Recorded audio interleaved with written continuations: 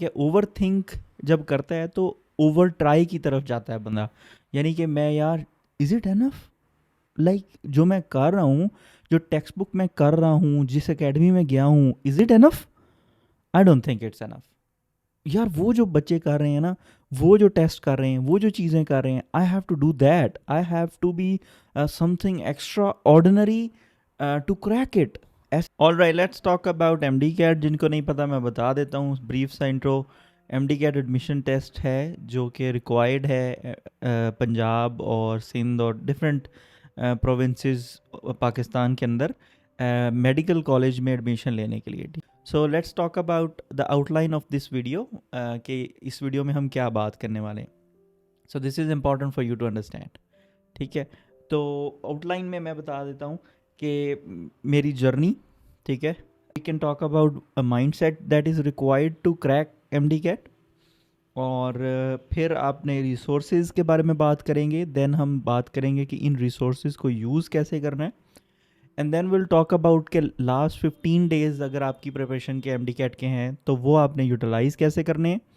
And then will talk about कि आपको M D cat के दिन क्या करना है। And then I will share in the end special tip for you. ठीक है, सो मैं अपनी एम डी कैट जर्नी की बात करूं तो आई वाज अ रिपीटर, और मैंने एफ एस सी के सब्जेक्ट्स को रिपीट किया पूरे साल, घर ही किया था मैंने repeat. And then I went to a friend जिसका एम डी कैट क्रैक हो चुका था, जो मेडिकल कॉलेज में था। तो I asked him a very simple question that is there any sure formula that can guarantee me कि मेरा 100% गारंटी हो कि मेरा एडमिशन हो जाएगा। So then he charted out something and he said कि यार हाँ 99% श्योर है कि तेरा हो जाएगा इस चीज़ से। And that I am gonna tell you later in this video in resources part के वो क्या चीज़ें हैं that can make sure that you get into medical college. So my story is this के मैंने रिपीट किया, F S C में repeat किया, इम्प्रूवमेंट नहीं हुई, इतनी ज़्यादा नहीं हुई, 20-25 मार्क्स बढ़े थे। So the my whole scenario was M D CAT कि मुझे वहीं क्रैक करना है, मुझे 1000+ जाना है। और then I use that resources और मैं उस पर बिल्कुल स्टे किया। मैंने उन्हीं रिसोर्सेज को यूज़ किया, उन्हीं उस माइंडसेट के साथ ही गया जिस माइंडसेट के साथ मैं पहले एंटर हुआ था। और in the end last day जो 3 महीने का था, वही सेम माइंडसेट था throughout the time the during M D CAT journey. ठीक है, सेम माइंडसेट के साथ मैं काम किया। और पहला दिन और लास्ट डे मेरा सेम था। लाइक अगर जिस दिन मेरा पहला दिन था एम क्लासेस का, मैंने किप से कोचिंग ली थी, तो पहले दिन में मेरी जो जितना मैंने आके पढ़ा था दैट वाज 4 आवर्स। कल एम डी कैट देने जाना था और जो मैंने 4 घंटे, तब भी मैंने 4 घंटे पढ़ा। ठीक है, सो दिस इज़ थिंग कि मैं परसिस्टेंट रहा। ठीक है, so this is my brief journey and then I got into Rawalpindi medical university.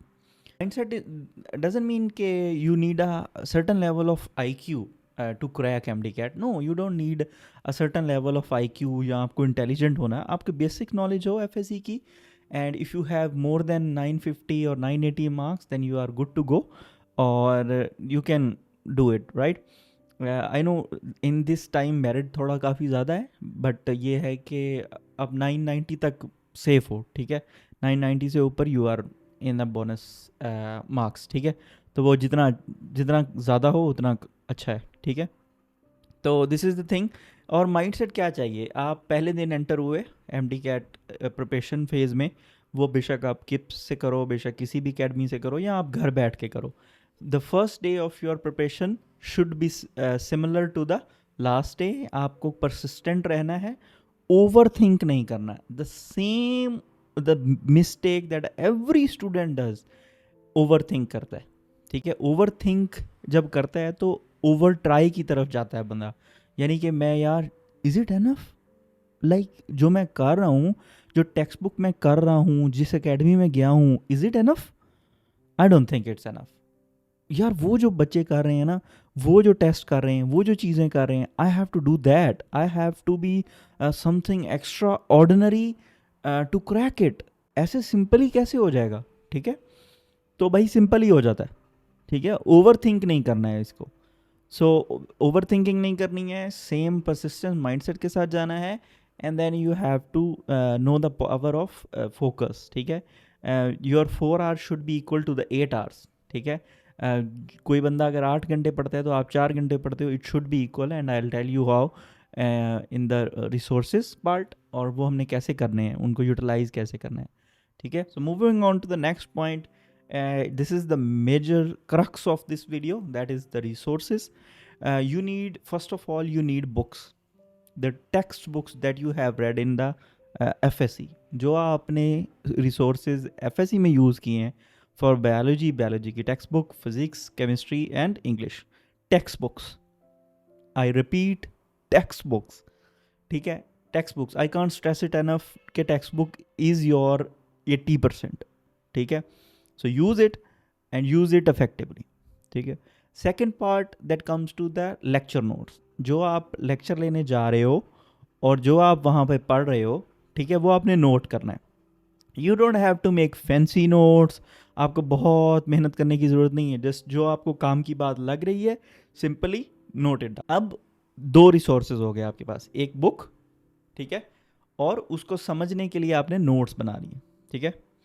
आपके पास एक बुक हो गई, ठीक है, और दूसरा आपके पास क्या हो गया, नोट्स हो गए। तीसरी चीज़ आपकी रिसोर्सेज में आती है जो, वो है MCQ बैंक। वो आप किसी भी लाइक अगर आप किस में नहीं जा रहे तब भी आप उनकी बुक्स ले लो, पास पेपर के MCQs होते हैं। अब MCQ बैंक जो आपने, वो रिसोर्सेज हैं, वो ईच लाइन एंड 4 जो ऑप्शंस होते हैं, दिस इज़ अ रिसोर्स। वो एक लाइन है, वो एक कॉन्सेप्ट है, ठीक है। वो एक मे बी एक बहुत बड़े कॉन्सेप्ट का बहुत बड़ी जो चैप्टर का पार्ट है, वो एक MCQ उसका क्रक्स होगा, ठीक है। तो वो आपके भी रिसोर्स हैं। Third resources is your MCQ banks, ठीक है, जो MCQs हैं वो आपने प्रैक्टिस MCQs की बात कर रहा हूँ, वो टेस्ट भी हो गए, वो बुक्स भी हो गई। एंड द फोर्थ इज़ जो आपने रिवीजन, फॉर एग्जांपल आपने एक चैप्टर को याद किया, एक चैप्टर को पढ़ा, देन आपने उसके लेक्चर्स लिए, आपने वो नोट डाउन किया, दोनों चीज़ें आपने पढ़ी, देन आपने MCQs को प्रैक्टिस किया, और फिर इन सब में जो आपकी मिस्टेक्स हैं, जो आपने MCQs में मिस्टेक्स की हैं, जो कॉन्सेप्ट आपको वीक हैं, the fourth resource is that, ठीक है। तो वो आपका मेन है, ठीक है। ये जो चौथा रिसोर्स है, ये आपका कह लो कि एक फनल बन गई है और वो निचोड़ है, ठीक है। तो वो आपको बताएगा कि आप कहाँ लायक आ रहे हो, ठीक है। जितनी ज़्यादा मिस्टेक्स हैं उतनी तैयारी कम है, जितनी कम मिस्टेक्स हैं उतनी तैयारी अच्छी है। और तैयारी को अच्छे करने का क्या तरीका है, उन मिस्टेक्स को रिमूव करना। आपका माइंडसेट डिफरेंट है, आप एक स्पेशल टाइप की मिस्टेक्स करते होगे, ठीक है। आप maybe you are weak in math, maybe you are good in math, you weak in biology, ठीक है। तो आपको पता है कि आप कहाँ लायक वीक कहाँ हो, दूसरे को नहीं पता, ठीक है। Don't follow any one else, just follow your self. और आप जो मिस्टेक करते हो, द नंबर 4th रिसोर्स जो है आपका, that is your asset, that is your personal coach, जो आपको बता रहा है कि वेयर यू लैक, ठीक है, वेयर यू आर वीक, ठीक है, वीक एरियाज बता रहा है आपको। तो hold on to that and उसको मास्टर करना है, ठीक है। ये आपको पहले 1.5 महीने 2 महीने में आपको पता लग जाएगा। आप पूरा सिलेबस कवर करोगे, सारे रिसोर्सेज बुक्स पढ़ोगे, आपने नोट्स पढ़े, नोट्स के बाद आपने MCQ बैंक किया, और MCQ बैंक से आपको पता लगा कि आपकी क्या क्या वीक एरियाज हैं, देन यू स्टडी दैट, वो अपनी मिस्टेक्स को लर्न करो। So these are the resources, ठीक है। और जो वकैब है, या जैसे मैंने फिज़िक्स के फार्मूलाज थे वो मैंने सारे अलग करके रख लिए थे। जो क्रैमिंग की चीज़ें हैं ना, जो मेमोराइज़ करनी है आपको, वो आपको इफेक्टिवली बाहर निकाल लेनी है, ठीक है, कहीं एक्सट्रैक्ट कर लेनी। क्योंकि आप एक दफ़ा जब कॉन्सेप्ट ले लेते हो, माइंड को कॉन्सेप्ट्स बहुत अच्छे याद रहते हैं, लेकिन मेमोराइज़ नहीं करता ये चीज़ें, वो भूलता है, ठीक है। तो in the next part I will tell you कि जो रिसोर्सेज हैं उनको यूज़ कैसे करना है। यस, आपने स्पेस रेपिटेशन करनी है। और स्पेस रेपिटेशन क्या होती है, क्या हमारा जो माइंड है ना, वो इन्फॉर्मेशन कैसे याद रखता है। वैसे तो ये थिंकिंग का प्रोसेस करता है ना, वो एक फेमस कोट है ना कि our mind is to think not to memorise it, यानी इन्फॉर्मेशन सोचने के लिए बना है, ये क्रिएटिव है, स्टोर करने के लिए ये बना नहीं है, ठीक है। इसको वैसा ट्रेन करना पड़ता है हमें, ठीक है। So the best way is कि हम इसको कैसे ट्रेन कर सकते हैं, स्पेस रेपिटेशन से।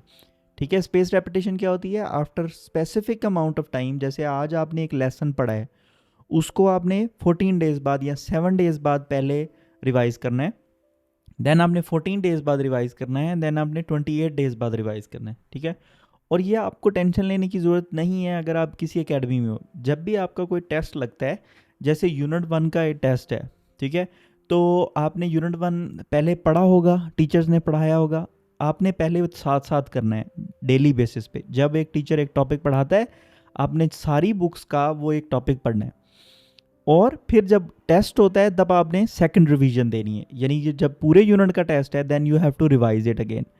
फिर जब 1+2+3 यानी 3 यूनिट्स का मिला के टेस्ट लेता है, एकेडमी लेती है, तब आपने उस यूनिट को रिवाइज करना है। और फिर जब आपका हाफ बुक का होगा तब आपने उसको रिवाइज करना है, और फिर जब फुल बुक का होगा तब आपने वो यूनिट रिवाइज करना है। तो देख सकते हैं कि कितनी दफ़ा रिवाइज हो रहा है ये एक यूनिट। ठीक है, छोड़ना नहीं है। और जो सेकंड दफ़ा या थर्ड दफ़ा आपने रिवाइज करना है, वो पूरा चैप्टर रिवाइज नहीं करना, मेन हाइलाइट्स, और जो मैंने आपको नंबर 4 जो आपको एक वो बताया था रिसोर्स, जो जिसमें सब कुछ वो है जो आपको नहीं आता, योर मिस्टेक्स, आपने उसको अच्छे से पहले करना है रिवीजन में। ठीक है, तो this is how you improve day by day. ठीक है, यू विल सी इट कि यू आर गेटिंग इम्प्रूव, और जो वीक टॉपिक्स से आपको बड़े अच्छे से याद होने लग गए हैं, आपको कॉन्सेप्ट्स बड़े अच्छे से बिल्ड होने लगे हैं वीक टॉपिक्स के, और जो आपके अच्छे थे टॉपिक्स उनमें आप अच्छा और अच्छा परफॉर्म कर रहे हो। ठीक है, फॉर एग्जाम्पल अगर आपका टेस्ट है and you have 60 MCQs in that test, और आप 50 MCQs ठीक करते हो एंड 10 MCQs रॉन्ग करते हो, it means these are the 10 topics that you have to revise, पहले वो रिवाइज करने हैं। ठीक है, 10 MCQs वो जो उनके अंदर जो कॉन्सेप्ट्स हैं वो आपको अच्छे से समझने हैं। ठीक है, ताकि वो वाला MCQ दोबारा गलत ना हो।